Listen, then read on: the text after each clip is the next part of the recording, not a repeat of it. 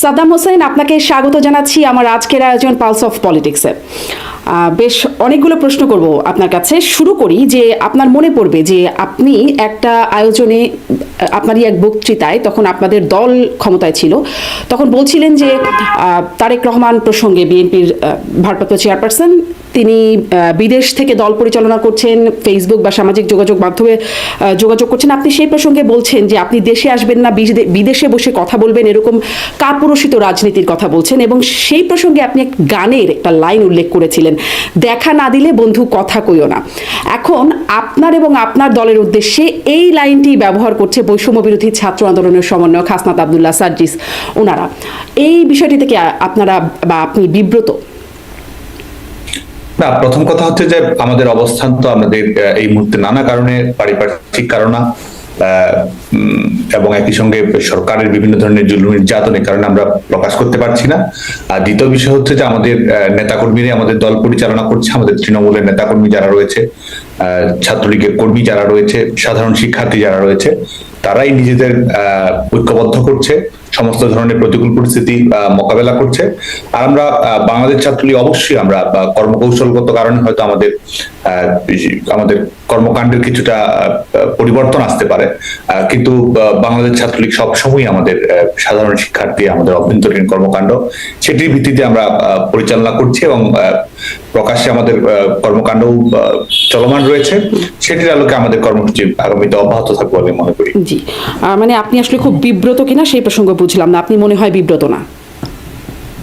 না, দেখুন, গোটা দেশই এখন একটি বিপর্যয়ের শিকার অবস্থার মধ্যে রয়েছে। আপনি স্বাভাবিক সাংগঠনিক কার্যক্রম পরিচালনা করার মতো বাস্তবতা বাংলাদেশে কিন্তু নেই। আপনি জানেন যে ইতিমধ্যেই এই অবৈধ, অগণতান্ত্রিক, অসাংবিধানিক সরকার এক ধরনের নিষেধাজ্ঞা আরোপ করেছে। যারা কর্মকাণ্ড পরিচালনা করছে তাদেরকে গ্রেপ্তারের আওতায় নিয়ে আসছে এবং এই অবৈধ সরকারের প্রধান ডক্টর ইউনূসের কিশোর গ্যাং, তারা এক ধরনের গোটা দেশব্যাপী তারা এক ধরনের কর্মকাণ্ড পরিচালনা করছে, মানুষের জন্য জীবনহানিকর। ইতিমধ্যে অনেকে মৃত্যুবরণ করেছে। তো সার্বিক পারিপার্শ্বিক অবস্থা কিন্তু বিরাজ করছে বাংলাদেশে। জি, এরকমই পারিপার্শ্বিক অবস্থা তখন আসলে বিএনপির মুখ থেকে আমরা শুনতাম। যাই হোক, যে প্রসঙ্গে আসলে এই বক্তব্যটা আসলো, মানে হাসনাত সার্জিস এই বক্তব্যটা দিল যে গানের লাইন, দেখা না দিলে বন্ধু কথা কেউ না, আপনাদের আওয়ামী লীগ মূল দলের একটি 10ই নভেম্বর নূর হোসেন দিবস উপলক্ষে ডাক দিয়েছিল জামায়াতের 0 পয়েন্টে গুলিস্তানের। কিন্তু সেখানে আমরা খুব বেশি উল্লেখযোগ্য পরিমাণে আসলে ছাত্রলীগ, আওয়ামী লীগের নেতাকর্মীদের জড়ো হতে দেখি নাই। এটাকে বলা হচ্ছে, অনেকে এইভাবে বলছেন যে 0 পয়েন্টে 0 পারফরমেন্স দেখালো আওয়ামী লীগ। এরকমটি কেন হলো?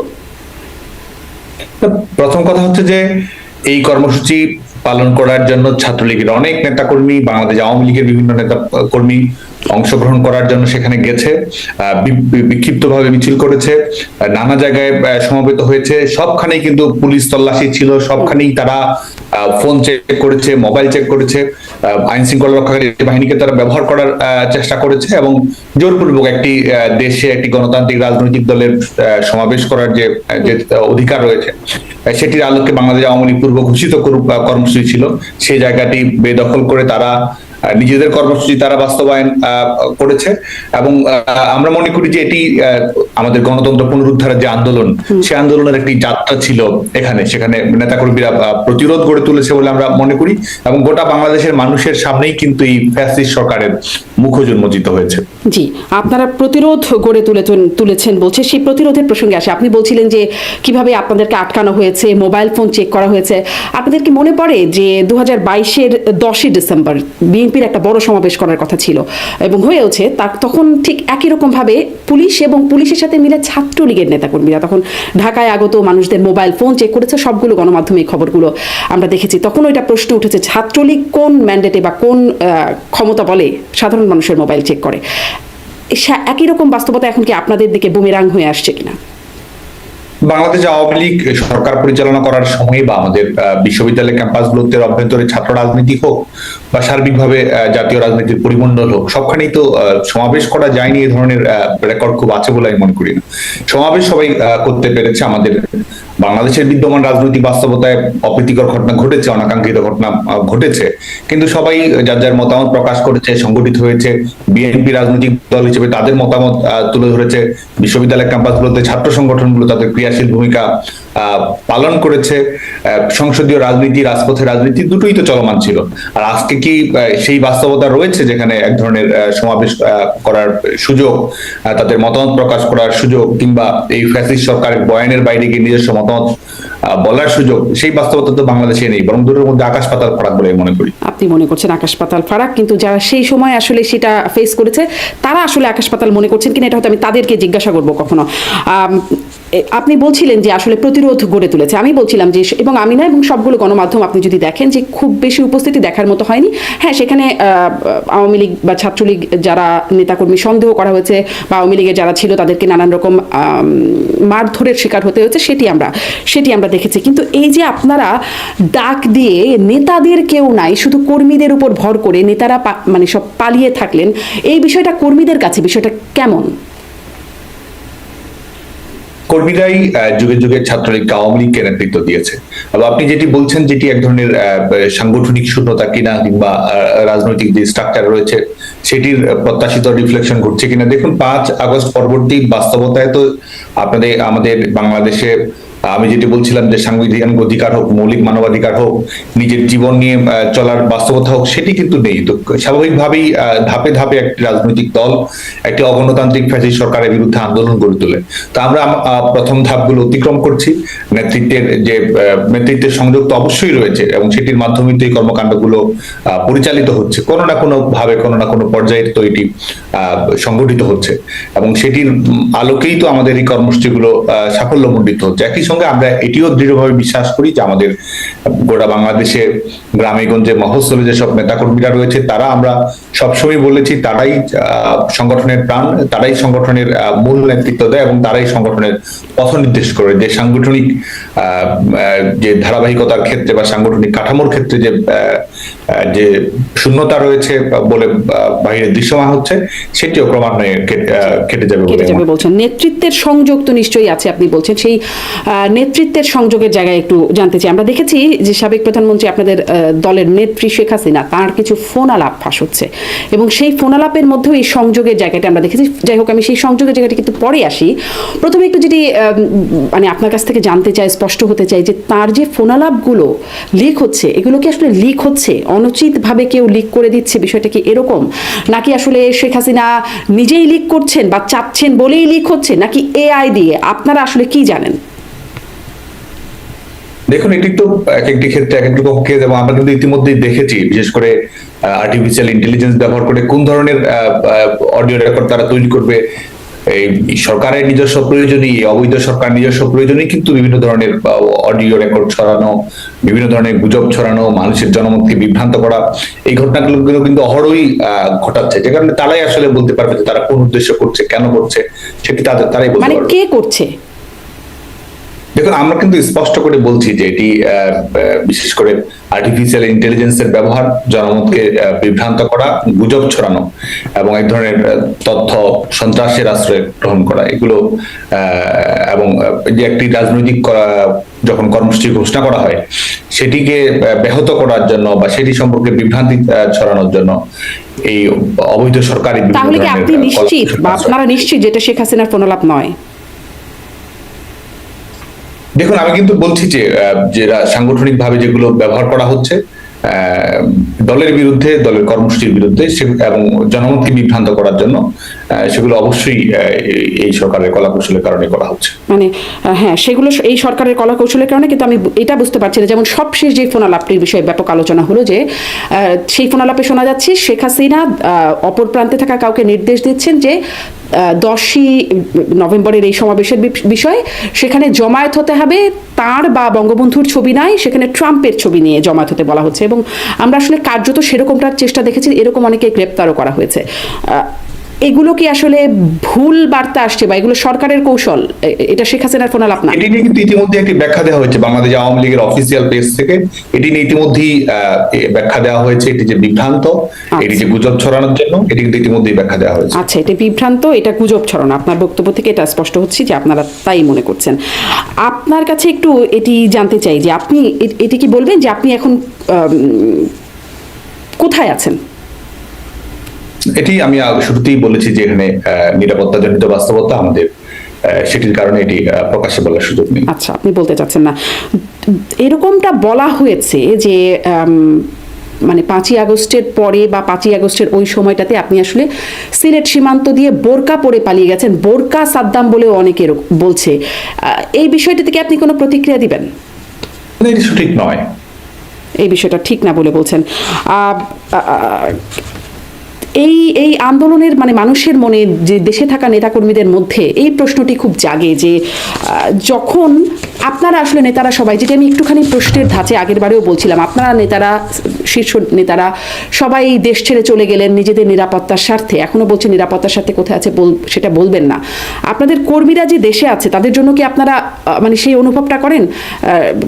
আপনাদের নেত্রী সাবেক প্রধানমন্ত্রী শেখ হাসিনা, তিনি তার ছোট বোনকে নিয়ে শুধুমাত্র চলে গেলেন।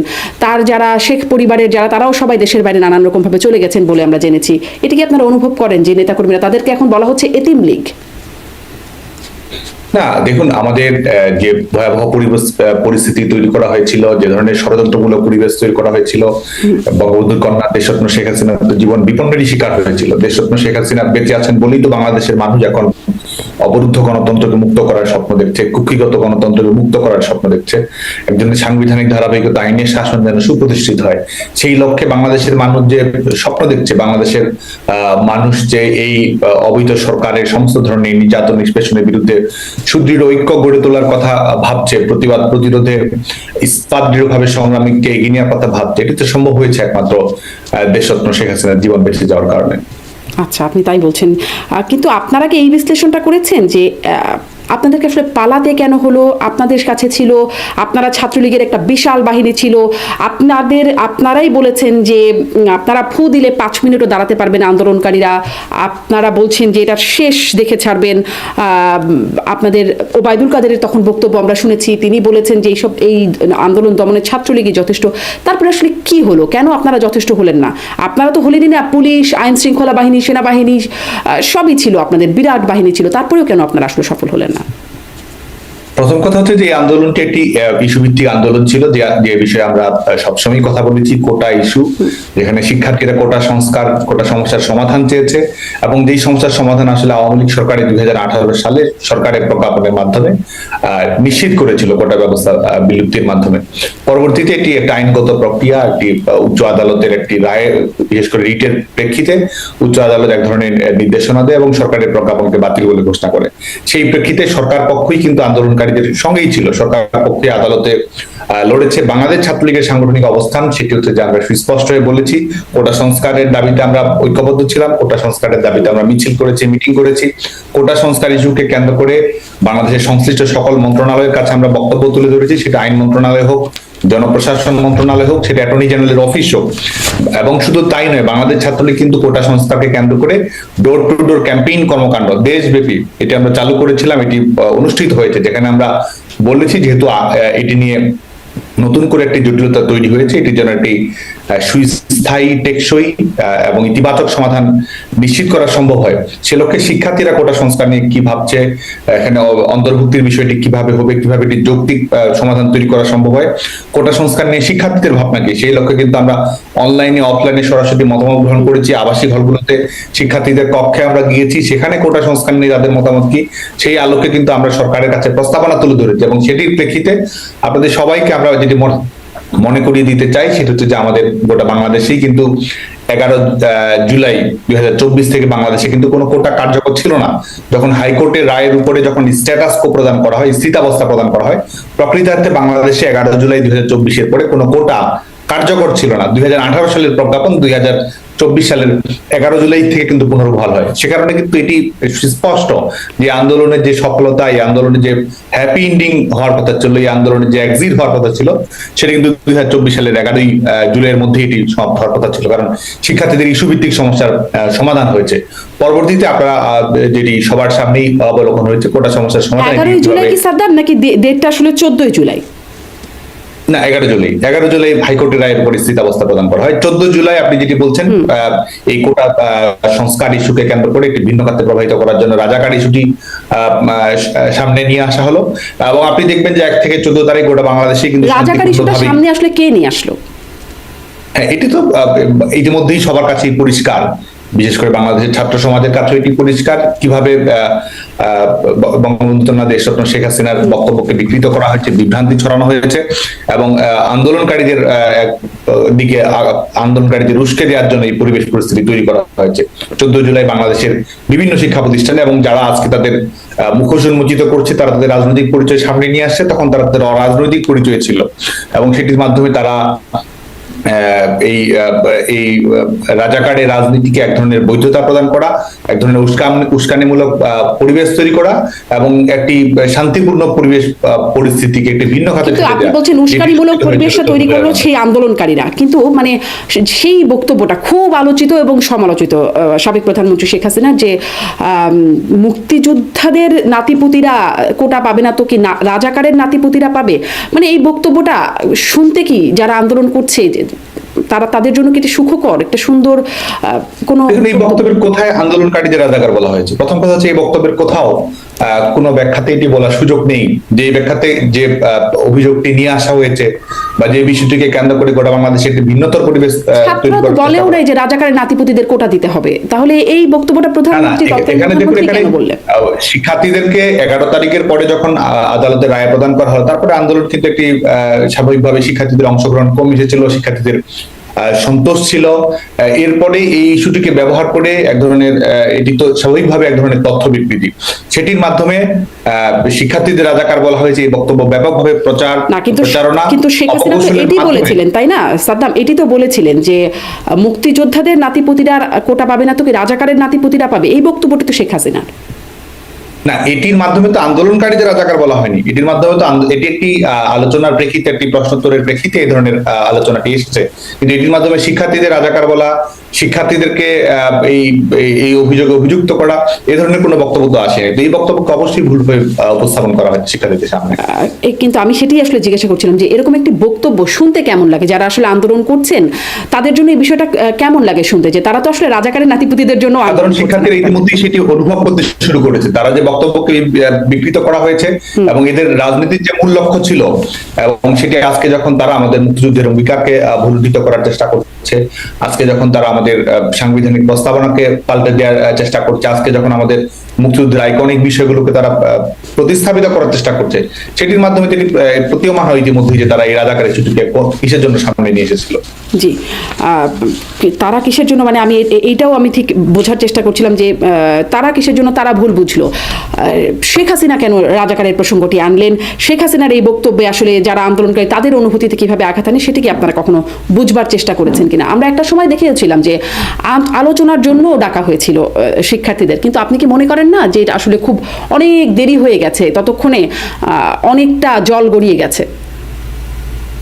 শিক্ষার্থীরা কিন্তু আপনি জানেন যে আলোচনার যে প্রস্তাবনাটির কথা আপনি বলছেন, কিন্তু ধারাবাহিকভাবে অভ্যন্তরে হোক পরোক্ষভাবে হোক, সেটি কিন্তু সেই প্রচেষ্টাটি সবসময় ছিল। বিশেষ করে যখন যারা দায়িত্বপ্রাপ্ত ছিলেন এই বিষয়ে শিক্ষার্থীদের সঙ্গে কথা বলার জন্য, কোর্টের রায় ঘোষিত হওয়ার আগে এবং পরে, তখন থেকে কিন্তু শিক্ষার্থীদের আলাপ আলোচনার মাধ্যমে এটির সমাধান এবং যেটির জন্য বিভিন্ন ধরনের প্রস্তাবনা, সেটি কিন্তু শিক্ষার্থীদের কাছে সবসময় প্রেরণ করা হয়েছে। না, তখন যদি আলোচনা হতো, শিক্ষার্থীরা যদি কথা বলতো, তাহলে তো আসলে এত দূর গড়াতো না। তখন তো কোনো আলোচনা ছিল না আসলে এই পর্যন্ত। তারপরে গিয়ে আমরা দেখেছি আইনমন্ত্রী আলোচনার জন্য প্রস্তাবনা দিচ্ছে, কিন্তু 9 তারিখ ছাত্রলীগের সাথে সংঘাত হয়ে গেল তার ওই আন্দোলন চলার একটা ঘটনা প্রবাহের মধ্যে। আমরা সেটি ক্যামেরার ফুটেজ বা পত্রিকার ফুটেজ সেগুলো আছে, আসলে দেখেছি আমরা। কেন ছাত্রলীগ এরকম আক্রমণাত্মক ভূমিকায় গেল? 9 তারিখে কোনো ধরনের আক্রমণের ঘটনা ঘটেনি। আপনি কি মানে সবগুলো পত্রিকার ফুটেজগুলো দেখেছেন গণমাধ্যমে? আমি একদম বিবিসির খবর দেখে বলছি যে আসলে কোন কোন দিন কি কি হচ্ছে সেই ঘটনা প্রবাহগুলো। আচ্ছা, ছাত্রলীগ কেন আক্রমণমুখী হয়ে উঠলো বা আক্রমণাত্মক হয়ে উঠলো শিক্ষার্থীদের উপর? কেন বললেন যে দমন করার জন্য ছাত্রলীগে যথেষ্ট, মানে তাদের দমন করার জন্য কেন আপনারা নেমে গেলেন? দেখুন, আপনি তথ্যের একটু ভুল হচ্ছে। বাংলাদেশের এই কোটা সংস্কার ইস্যুকে কেন্দ্র করে আন্দোলনের সূচনা হয় 1 জুলাই থেকে, এবং 1 জুলাইয়ের পর থেকে ধারাবাহিকভাবে এটি হয়েছে এবং 14 জুলাই পর্যন্ত বাংলাদেশের কোথাও কোনো অপ্রীতিকর ঘটনা ঘটেনি। 11 জুলাই কোটা সমস্যার একটি তাৎক্ষণিক সমাধান যেটি সম্ভব ছিল, সেটি কিন্তু সম্ভব হয়েছে। প্রথমবারের মতো সংঘাতের ঘটনা ঘটে 15 জুলাই 2024, এবং আপনি জানেন যে 15 জুলাই বাংলাদেশ ছাত্রলীগের কর্মসূচি ছিল বিকেল 3টায়। এবং যারা যাদের সঙ্গে সংঘাত জড়িয়েছে পরবর্তীতে এবং যারা সংঘাতের সূচনা করেছে তারা তাদের সেদিন কিন্তু কোনো কর্মসূচি ছিল না। ভোরবেলা অকস্মাৎ ভাবে তারা কর্মসূচি ঘোষণা করে যে দুপুর 12টার দিকে তারা কর্মসূচি পালন করবে। বাংলাদেশ ছাত্রলীগ সে ব্যাপারেও সচেতন থাকার চেষ্টা করে, সজাগ থাকার চেষ্টা করে যে কোনো ধরনের, কারণ তারা চাচ্ছিল আগের দিনে যখন তারা রাজাকার স্লোগানটি সামনে নিয়ে এসেছে এক ধরনের একটি ইস্যু ভিত্তিক আন্দোলনকে ভিন্ন খাতে প্রবাহিত করার জন্য, বাংলাদেশ ছাত্রলীগ সেদিনও সচেতন ছিল এবং তারা 12টার দিকে যখন সন্ত্রাস বিরোধী রাজু ভাস্কর্যের পাদদেশ ঢাকা বিশ্ববিদ্যালয়ে কর্মসূচি পালন করতে শুরু করেছে, সেখানে কিন্তু তারা শিক্ষার্থীদের উপস্থিতি কিন্তু একেবারেই কম ছিল। বিশেষ করে রাজাকার বলার কারণে শিক্ষার্থীদের সঙ্গে তাদের ক্রমান্বয়ে কিন্তু দূরত্ব বাড়ছিল এবং শিক্ষার্থীরা কিছুটা বিরাগ ভাজন হচ্ছিল। এবং সেই কর্মসূচি তারা তাদের কর্মসূচি শেষ করার পরে বাংলাদেশ ছাত্রলীগ সন্ত্রাস বিরোধী রাজু ভাস্কর্য বিকেল 3টা কর্মসূচি পালন করবে, এটি কিন্তু স্বাভাবিক একটি প্রক্রিয়া। এবং এটি আপনি একটি কর্মসূচি ঘোষণা করেছেন, আপনার একটি নির্দিষ্ট স্থানে আপনি কর্মসূচি দিয়েছেন, কর্মসূচি শেষ করে আপনি পরবর্তী দিনের কর্মসূচি কি হতে পারে না হতে পারে সেটি আপনি ঘোষণা করবেন, এটি কিন্তু স্বাভাবিক প্রক্রিয়া। তো আমরা কিন্তু দীর্ঘ সময় ধরে অপেক্ষা করেছিলাম যে এই যারা তাৎক্ষণিকভাবে কর্মসূচি ডেকেছে কিংবা একটি পরিস্থিতি তৈরি করার জন্য যারা কর্মসূচি ডেকেছে তারা সংশ্লিষ্ট স্থানটি ত্যাগ করবে এবং বাংলাদেশ ছাত্রলীগ তাদের নিজস্ব কর্মসূচি পালন করবে। কোথাও যেন কোনো ধরনের অনাকাঙ্ক্ষিত ঘটনা না ঘটে, তাদের উস্কানিমূলক কর্মকাণ্ডে যেন বাংলাদেশ ছাত্রলীগ পা না দেয়, সে ব্যাপারে কিন্তু বাংলাদেশ ছাত্রলীগ সচেতন ভূমিকা পালন করার চেষ্টা করেছে। পরবর্তীতে কি হলো, আপনি এটা কিন্তু আমাদের বক্তব্য না, আপনি সেদিনের প্রথম আলোর যদি আপনি পত্রিকা দেখেন, আমরা প্রথম আলোর পত্রিকাটা আমি 16 জুলাই পাঠ করেছিলাম, যদি পরবর্তীতে সেটি এডিট করে দেওয়া হয় সেখানে, এবং লাইভ রয়েছে অনেকগুলো পত্রিকার। 15 তারিখে সন্ত্রাস বিরোধী রাজু ভাস্কর্যের পাদদেশে কর্মসূচি 3:30 যখন বেজেছে, 3:30 4টা, তখন তারা সেখান থেকে রাজু ভাস্কর্য থেকে আপনি জানেন আমাদের ঢাকা বিশ্ববিদ্যালয়ের আবাসিক হলগুলোর অভিমুখে তারা যাত্রা শুরু করে।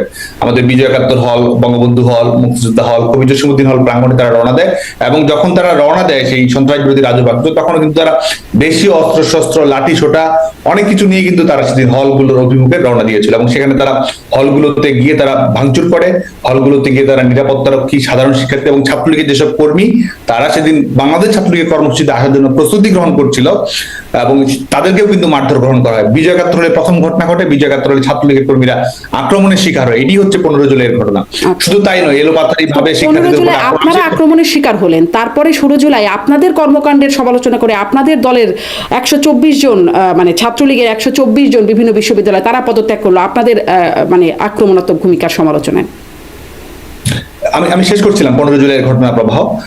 স্বাভাবিকভাবেই যখন আপনি এক ধরনের উস্কানিমূলক ঘটনা ঘটাবেন, স্বাভাবিকভাবে একটি সংগঠন যখন আক্রমণের শিকার হবে এবং বেধড়ক মারধরের শিকার হয়েছিল, আপনি ইউটিউবে সার্চ দিলেই সেটি পাবেন, নিউজ লিঙ্কগুলোতে সেটি পাবেন, বাংলাদেশ ছাত্রলীগের কর্মীরা বিজয় একাত্তর হলে কিভাবে আক্রমণের শিকার হয়েছিল। এবং যখন এই ধরনের ঘটনাগুলো ঘটছিল, আমরা কিন্তু সুস্পষ্ট হয়ে বুঝতে পারছিলাম যে এক ধরনের পরিস্থিতিগত সুযোগ নেওয়ার জন্য, এক ধরনের উস্কানিমূলক পরিবেশ সৃষ্টি করার জন্য তারা সেটি করার চেষ্টা করছে। বাংলাদেশ ছাত্রলীগ সেদিনও সংঘর্ষ এড়িয়ে যাওয়ার জন্য চেষ্টা করেছে এবং তারা যখন শুধুমাত্র তাই নয়, পরবর্তীতে টিএসসি দিয়ে গিয়ে মাইকিং করে শিক্ষার্থীদেরকে সেখানে নিয়ে আসার, তৈরি করার চেষ্টা করে। আপনি দেখুন সেখানে তো বিজয় একাত্তর হল বা বঙ্গবন্ধু হল কিংবা মুক্তিযোদ্ধা হলে যাওয়ার তো কোনো প্রশ্নই ছিল না, সেটি তাদের কোনো ঘোষিত কর্মসূচিই ছিল না। তারা উস্কানিমূলক কথাবার্তা বলেছে, জোরপূর্বক আক্রমণ করেছে এবং পরবর্তীতে আমরা দেখতে পাই যে সেটিকে কেন্দ্র করে গোটা বাংলাদেশে তারা এই আন্দোলনকে এক ধরনের সহিংসতার দিকে তারা ঠেলে দিয়েছে।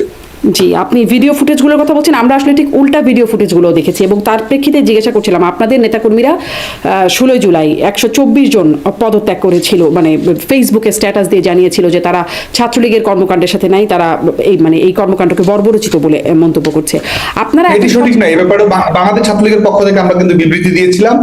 কিছু ঘটনা ঘটেছে আপনি যেটি বলছেন, বাংলাদেশ ছাত্রলীগের পক্ষ থেকে আমরা কিন্তু এটি পরিষ্কার করেছিলাম। 16 জুলাই আমরা পরিষ্কার করেছিলাম যে এই ধরনের কোনো ঘটনা ঘটেনি। অল্প কিছু আপনি যেটি বলছেন সংখ্যার কথা, সেটি কিছু মাত্রায় ঘটেছে। একটি ছাত্র সংগঠন একদম নাম ধরে এবং তাদের কি স্ট্যাটাস, সেই বক্তব্যগুলোও এসেছে, আপনি যদিও অস্বীকার করছেন। মানে আপনি বলছেন আপনি সচেতন বা আপনারা সচেতন ছিলেন। সেদিন কিছুদিন আগে সাবেক পররাষ্ট্রমন্ত্রী এবং সাবেক তথ্যমন্ত্রী ডক্টর হাসান মাহমুদের একটি সাক্ষাৎকার একটি টেলিভিশন চ্যানেলে আমরা দেখেছি, সেখানে তিনি বলছেন যে এটি 5ই আগস্টের এই ঘটনাটা একটা ষড়যন্ত্রের অংশ, দেশীয় আন্তর্জাতিক, এবং তারা এই ষড়যন্ত্র সম্পর্কে, মানে আপনারা এই ষড়যন্ত্র সম্পর্কে ওয়াকিবহাল ছিলেন। আপনিও বলছেন যে আপনারা সচেতন ছিলেন। এত সচেতন বা ষড়যন্ত্র সম্পর্কে জানা সবকিছু সত্ত্বেও কখন গিয়ে আসলে এই বিষয়টাতে আপনাদের পালাতে বাধ্য হলেন আপনারা? কখন গিয়ে পরিস্থিতি এমন হয়ে গেল, ঠিক কোন মুহূর্ত থেকে? আমরা শুরু থেকেই যেটি বলছি যে কোটা ইস্যুর একটি শান্তিপূর্ণ সমাধান, ইস্যু ভিত্তিক সমাধান, এবং শিক্ষার্থীদেরকে কেউ যেন ব্যবহার না করতে পারে, সে লক্ষ্যে কিন্তু বাংলাদেশ ছাত্রলীগ এবং সরকার আন্তরিকতার সঙ্গে ভূমিকা পালন করার চেষ্টা করছে। আপনি দেখবেন 16 তারিখে, 15 তারিখে এই সহিংসতামূলক, 14 তারিখে এই ধরনের উস্কানিমূলক স্লোগান, 15 তারিখে এক ধরনের সহিংসতামূলক পরিস্থিতির সূচনা, এবং পরবর্তীতে আমরা দেখতে পাই যে 16 তারিখ থেকে শুরু করে ধারাবাহিকভাবে দেশীয় অস্ত্রশস্ত্র নিয়ে অবস্থান করা, প্রশিক্ষিত ক্যাডারদেরকে ব্যবহার করা, এবং যারা বিভিন্ন মৌলবাদী সংগঠন, ধর্মান্ধ সংগঠনের সঙ্গে সম্পৃক্ত রয়েছে তাদেরকে লেলিয়ে দেয়া, এবং সেটির মাধ্যমে আইন শৃঙ্খলা রক্ষাকারী বাহিনীর উপরে আক্রমণ করা, এবং এক ধরনের লাশের রাজনীতি কায়েম করা, এবং সেই লাশের দায় সরকারের উপর চাপিয়ে দেয়া। এইভাবে যখন ধারাবাহিকভাবে পরিস্থিতির অবনতি ঘটানো হয়েছে এবং পরিস্থিতি অবনতি ঘটানোর মাধ্যমে যে সরকার উৎখাতের দিকে নিয়ে যাওয়া হয়েছে, যেটি আমরা শুরু থেকেই বলছিলাম যে আন্দোলন যৌক্তিক, কিন্তু এই আন্দোলনকে রাজনৈতিকভাবে ব্যবহার করার চেষ্টা হচ্ছে, সেটির ফলাফলিত আমরা পরবর্তীতে দেখতে পেয়েছি। এবং এটির পেছনে যে ষড়যন্ত্রমূলক যে বিষয়গুলো ছিল, সেটি তো আজকে যাদের গায়ের হাতে রক্তের দাগ লেগে রয়েছে, যারা সরকার পরিচালনা করছে, তারাই তো বলছে। আজকে যারা এই আন্দোলনের সমন্বয়ক, তারাই তো প্রকাশ্যে বলছে যে পুলিশ হত্যা না করলে কিংবা আক্রমণাত্মক না হলে, সহিংস না হলে এই আন্দোলন সফল হতো না। তারাই তো বলছে তারা সহিংসতার ঘটনাটা ঘটিয়েছেই, একই সঙ্গে তারা সশস্ত্র একটি অভ্যুত্থানের তারা প্রস্তুতিও গ্রহণ করছিল। এটি তো আজকে যারা সরকার গঠন করেছে অবৈধভাবে, তারাই বলছে, এটি তাদেরই বক্তব্য। এবং ষড়যন্ত্রের বিষয়গুলো ছিল।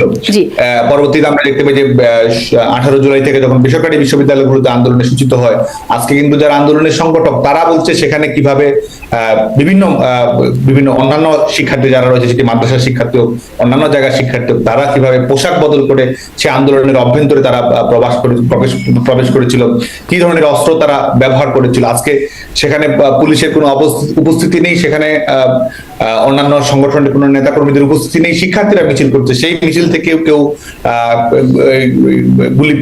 গুলির মাধ্যমে মৃত্যুবরণ করছে, আজকে বারান্দায় মৃত্যুবরণ করছে, ছাদে মৃত্যুবরণ করেছে। এই যে ঘটনাগুলো ঘটেছে, এটির পেছনে কারা জড়িত এবং কাদের ঘাড়ে বন্দুক রেখে কে আসলে ক্ষমতায় যাওয়ার পথটি প্রশস্ত করলো, এটি কিন্তু ইতিমধ্যেই আরো বেশি প্রকাশিত হতে শুরু করেছে।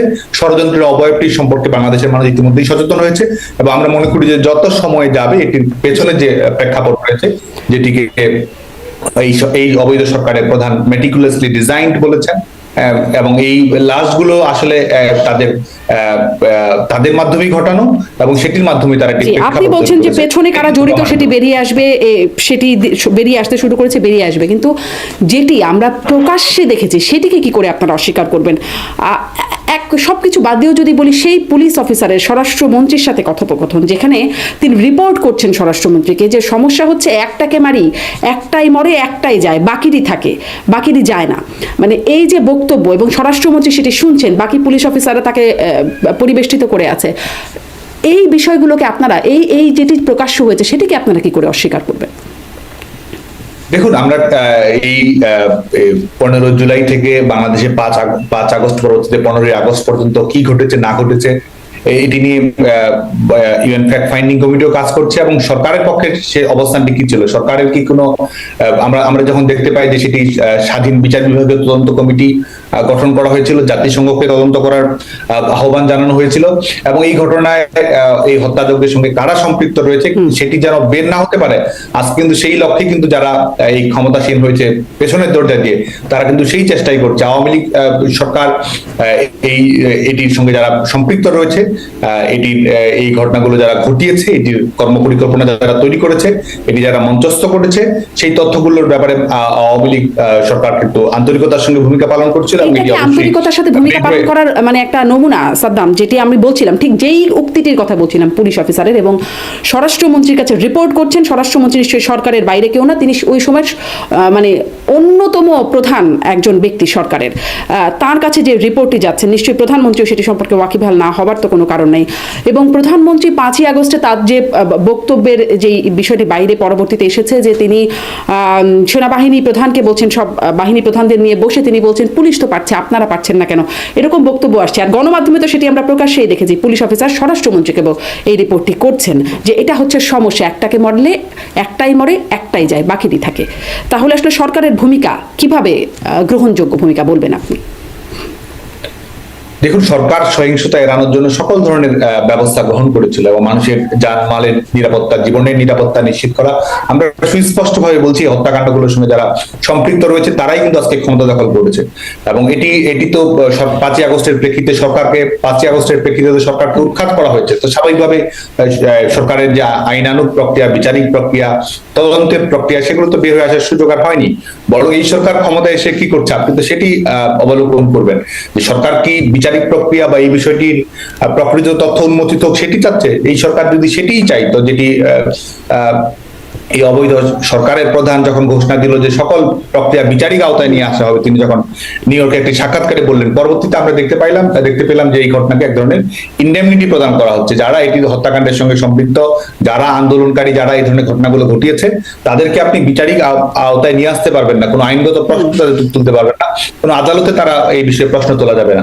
তো এই হচ্ছে বাংলাদেশের বাস্তবতা। আপনি সরকারিভাবে আপনি প্রজ্ঞাপন দিচ্ছেন, সরকারিভাবে আপনি নির্ধারণ করছেন যে কাদের আমি আমার যখনই সুযোগ হয়েছে যে কিভাবে ইন্ডেমনিটি দেওয়া হয়, সেটা আমি এই সরকারের যারা ব্যক্তিত্ব আছেন বা এই সরকারপন্থী যারা আছেন তাদেরকে আমি বারবার এই বিষয়টা নিয়ে জিজ্ঞাসা করছি যে এই ইন্ডেমনিটিটা কিভাবে বা কতটুকু যৌক্তিক হয়। কিন্তু আপনি বলবেন আপনাদের সময় যে সরকার ছিল সেই সরকারের ভূমিকাটা কিভাবে আপনারা গ্রহণযোগ্য মনে করছেন। আমি বারবার বলছিলাম সেই উক্তিটির কথা। আমি বলছি পুলিশ ভ্যান থেকে কিভাবে ফেলে দেওয়া হচ্ছে, পুলিশ কিভাবে ভ্যান দিয়ে পিষে মারছে মানুষকে, এই ধরনের ভিডিও তো সেই সময়, মানে সেই সময় গণমাধ্যমে সেই সময়ের ভিডিওতেও আপনি সেটি দেখতে পাবেন যে পুলিশের আমাদের বিশেষ করে বাংলাদেশে কয়টি থানা আক্রমণের শিকার হয়েছে, পুলিশ কিভাবে পিটিয়ে মারা হয়েছে, এটা পরবর্তী ঘটনা সাদ্দাম, নিন্দনীয় ঘটনা পরবর্তী ঘটনা না, এটি একটি পরবর্তী ঘটনা নয়, এটি পূর্ববর্তী ঘটনাই। কিভাবে থানার অভ্যন্তরে একই দিনে একই সঙ্গে 13 জন পুলিশকে নির্মমভাবে হত্যা করা হয়েছে, পুড়িয়ে দেওয়া হয়েছে। গোটা বাংলাদেশ ব্যাপী কিন্তু এই ধ্বংসযজ্ঞ কায়েম হয়েছে। এবং শুধু তাই নয়, আপনি দেখবেন যে 5 আগস্ট পরবর্তী সময়ে আদালত, বিশেষ কারাগার থেকে কিভাবে সন্ত্রাসীদেরকে মুক্তি দেওয়া হয়েছে, আন্ডারওয়ার্ল্ডের যারা মাফিয়া, যারা শীর্ষ সন্ত্রাসী, যারা বিভিন্ন অপরাধে অভিযুক্ত, বিভিন্ন অপরাধে যারা দণ্ডপ্রাপ্ত, তাদেরকে কিভাবে 5 আগস্টের পরবর্তী পর্যায়ে তাদেরকে মুক্তি দেওয়া হয়েছে, বিভিন্ন জঙ্গিবাদী সংগঠনগুলোর সঙ্গে যারা সম্পৃক্ত ছিল তাদেরকে কিভাবে মুক্তি দেওয়া হয়েছে, কিন্তু 5 আগস্টের পরবর্তী প্রেক্ষাপট। জি সাদ্দাম, 5 আগস্টের পরবর্তী প্রেক্ষাপট, এগুলো নিয়ে অনেক আলোচনা আছে, সমালোচনাও আছে, নিন্দাও আছে। আমি বলছি যে যেই পরিস্থিতির কারণে আপনাদের এমন পরিণতি হলো সেটি নিয়ে কি আপনারা বিশ্লেষণ করেন যে এই সরকার, আপনি বলছেন পরবর্তী সরকারের ভূমিকা দেখেন, ইন্ডেমনিটি দেখেন, হ্যাঁ সেগুলো আমরা দেখছি, কিন্তু তার আগে সেই সময় স্বরাষ্ট্রমন্ত্রী কি ভূমিকা নিলেন? সরকারের ভূমিকা দিয়েই তো আপনি বর্তমান অবস্থা, পরবর্তী সরকার তো নতুন কোনো কিছু নিয়ে উদ্যোগ গ্রহণ করছে না। এই যে ইন্ডেমনিটি দিচ্ছে, এই যে আসামিরা মুক্তি পাচ্ছে, এটি তো পরবর্তী সরকারের পরবর্তী কোনো বিষয় নিয়ে প্রতিক্রিয়া নয়, এটি তো পরবর্তী সরকারের পূর্ববর্তী একটি বিষয় নিয়ে প্রতিক্রিয়া। তো এটির মাধ্যমে তো কি ঘটনা ঘটিয়েছে সেটি আপনি একটি ব্যাখ্যা অবশ্যই এখান থেকে সুস্পষ্টভাবে তৈরি হয়। জি, কিন্তু সেই সময় যে বিষয়গুলো হলো সেগুলোর ব্যাখ্যা কি মানে গ্রহণযোগ্য হয় না, স্পষ্ট হয় না? সেই সময় মানুষ যা দেখেছে না, সেটি তো এখন আপনি বলছেন যে ইন্ডেমনিটি দিচ্ছে, সেটির একটা সমালোচনা আছে, কিন্তু সেই সময় যা দেখেছে, যা ইন্ডেমনিটি কেন দেওয়া হচ্ছে, তারা অভিযুক্ত, এটি প্রমাণিত, তারা গণ অভ্যুত্থানের ফলে সেই সরকারটা এসেছে, গণ অভ্যুত্থানের ফলে সেই সরকারটা এসেছে, অতএব গণ অভ্যুত্থানের পক্ষে যারা আছে তাদেরকে তারা ইন্ডেমনিটি দিচ্ছে, এরকম একটা ব্যাখ্যা তাদের আছে। কিন্তু ওই সময়ে যা হয়েছে, যার প্রেক্ষিতে আসলে সাধারণ মানুষের আবেগে লেগেছে, এবং শুধুমাত্র আপনি বলছেন মৌলবাদী শক্তি হয়তো ছিল, তারাও ছিল, কিন্তু তার বাইরে একদম আপামর জনতা যখন রাস্তায় নেমে আসলো, আপনারা কি এটি অনুভব করেছেন যে এই বিষয়গুলো, পুলিশের এই বক্তব্যগুলো বা এই কার্যকলাপগুলো, স্বরাষ্ট্রমন্ত্রীর এমন অবস্থান বা তৎকালীন প্রধানমন্ত্রীর এমন অবস্থান, এর পেছনে? সরকার সহিংসতা এড়ানোর জন্য সব ধরনের প্রচেষ্টা অব্যাহত রেখেছিল। এবং আমি সুস্পষ্টভাবে আমরা যেটি মনে করি, এবং ইতিমধ্যে এই সরকারের কর্মকাণ্ডে যেটি প্রমাণিত হয়েছে, এই মৃত্যুগুলোর দায়ভার তাদেরকেই বহন করতে হবে যারা এটির সঙ্গে সম্পৃক্ত। এবং এটি তো সরকার তো ডিক্লারেশনের মাধ্যমে সেটি প্রমাণ করছে, সরকার তো অপরাধীদের মুক্তি দেওয়ার মাধ্যমে সেটি প্রমাণ করছে। এবং অনেক আন্দোলনকারী যারা পুলিশকে নির্মমভাবে হত্যাযজ্ঞের সঙ্গে যারা সম্পৃক্ত ছিল, তারা আজকে কোন সংগঠনের সঙ্গে সম্পৃক্ত, এই ধরনের অনেকগুলো প্রমাণ কিন্তু ইতিমধ্যেই সামনে এসেছে। এবং কতজন মানুষ মৃত্যুর শিকার হয়েছে, হত্যার শিকার হয়েছে, এবং এটির সঙ্গে কারা সম্পৃক্ত ছিল, এই পুরো প্রেক্ষাপটটি কিন্তু ইতিমধ্যেই পরিষ্কার হতে শুরু করেছে। বাংলাদেশ আওয়ামী লীগের সরকার বরং এই কোনো ধরনের সহিংসতার ঘটনা যেন না ঘটে সে ব্যাপারে আন্তরিকতার সঙ্গে ভূমিকা পালন করার চেষ্টা করছে। জি, আপনি যে বক্তব্যটা দিচ্ছেন, মানে দেশের অনেক নেতাকর্মী বা যারা আওয়ামী লীগের সমর্থক, এমন অনেকের সাথে কথা বলা বা এমনকি অন্য দলের, তাদের সাথে অনেকের সাথে কথা বলার সুযোগ হয়। আপনাদের কোনো অনুতপ্ত না, মানে অনুতাপ বা রিগ্রেট আপনাদের মধ্যে কাজ করে না? এটা কি দেশের মানুষের জন্য খুব ভালো বার্তা দেয়? সেটি দেশের মানুষই নির্ধারণ করবে। দেশের মানুষের আজকে যেমন এক ধরনের টেন্ডার গ্রহণ করা হয়েছে, যে কোনো ঘটনা ঘটিয়ে দেশের মানুষের উপর চাপিয়ে দেওয়া হচ্ছে, ছাত্র জনতা এটি চায়, এ ধরনের একটি বয়ান আজকে তৈরি করা হচ্ছে। প্রত্যেকটি রাজনৈতিক দলের কর্মকাণ্ডে, বাংলাদেশ ছাত্রলীগের কর্মকাণ্ড যদি দেখি, তো অবশ্যই ত্রুটি বিচ্যুতি থাকে, সীমাবদ্ধতা থাকে, সেগুলো অতিক্রম করার প্রচেষ্টা থাকে। কিন্তু তার মানে এই নয় যে যেই দায় আমাদের নয় সেই দায় আমাদেরকে গ্রহণ করেই প্রমাণ করতে হবে যে আমাদের সদিচ্ছা রয়েছে। জি, মানে এই দায়টি আপনারা, সেটি আসলে প্রশ্ন করছিলাম। আপনি অনেক কিছু বলছেন, কিন্তু সেই দায়টি আপনারা এড়াবেন কি করে? এই সরকারের উপর দায় দিলেন আপনারা সেই দায়টা, কিন্তু আপনাদের যেই দায়টি, আপনাদের সময় পুলিশ যেই ভূমিকা নিল, যেই বক্তব্যগুলো আসলো, যেই ভিডিওগুলো দেখলাম, সেগুলোর দায় আসলে আপনারা কিভাবে এড়াবেন? এই যে দায় এড়াচ্ছেন, এটি আসলে আপনাদের নেতাকর্মীদের মধ্যে খুব ভালো ভাইব দিচ্ছে কিনা? দেখুন, দায়ের আমি কিন্তু সুস্পষ্টভাবে বলছি, দায় এই যে ঘটনাগুলো ঘটেছে সেগুলোর মুখোমুখি হওয়ার জন্যই কিন্তু বিচার বিভাগের তদন্ত কমিটি গঠন করা হয়েছিল। সেগুলোর জন্যই কিন্তু আপনি জানেন যে জাতিসংঘকে তদন্ত করার আহ্বান জানানো হয়েছিল।